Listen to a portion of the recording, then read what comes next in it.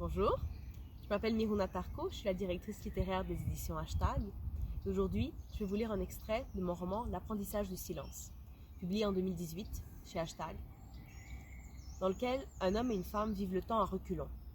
Dans ce passage, Elisabeth se demande quand est-ce qu'elle a vécu les années 50, si c'est avant ou après les années 40.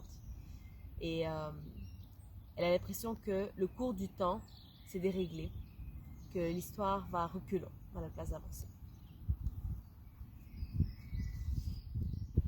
À bien y penser, ce n'était pas la première fois que son Didi disparaissait par désir patriotique. La solitude nouvellement acquise d'Elisabeth lui permettait de jeter un regard nouveau sur leur couple, si on pouvait l'appeler ainsi. Elle revisita les années qu'elle avait passées aux côtés de David en se demandant si leur complicité tenait essentiellement à la conscience de partager un passé commun. Selon qu'elle se trouvait dans son appartement, en route vers l'église, vers le supermarché, ou bien occupée à flâner dans un parc, elle se disait tour à tour qu'elle l'aimait, puis qu'elle ne l'aimait pas. Bien entendu, tout cela était lié au fait qu'une pudeur mal placée l'empêchait de visualiser leur moment d'intimité, la forme de son carajo, la courbure de ses fesses ou encore la manière dont il bougeait les hanches lorsqu'il la pénétrait. Elle ne parvenait pas non plus à se rappeler la dernière fois qu'ils avaient couché ensemble. C'était surtout l'époque où ils avaient vécu en Yougoslavie qui lui causait du souci. Elisabeth ne parvenait plus du tout à situer le moment où ils avaient décidé de déménager ensemble à Ljubljana. David souhaitait y exercer quelque temps le métier de chroniqueur. Il était alors en proie à une mégalomanie qui l'incitait à risquer sa peau pour devenir un gardien de l'avenir ou quelque chose du genre. Il soutenait qu'un peuple qui ignore son passé est condamné à répéter ses erreurs, et que les journalistes sont les seuls historiens à être plus ou moins lus.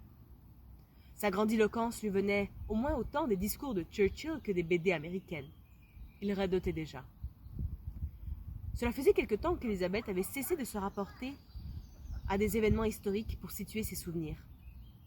Elle ne se demandait plus si David avait travaillé pour Tito avant ou après le début de la guerre. Ce qui importait, c'était qu'elle parvienne à situer ces événements par rapport à son parcours personnel. Elle intervertissait parfois ses déménagements successifs de manière aléatoire, en se demandant s'il était bien logique de supposer qu'elle avait vécu d'abord à Buenos Aires, ensuite à Montréal. Quelque chose lui disait qu'elle avait dirigé Women First avant de rencontrer Uncle Sam, mais il suffisait qu'elle évoque la Yougoslavie pour remettre en question cette chronologie pourtant bien établie. Il lui semblait que c'était à cet endroit qu'ils s'étaient réfugiés, après la destruction du Raval, pendant la guerre froide.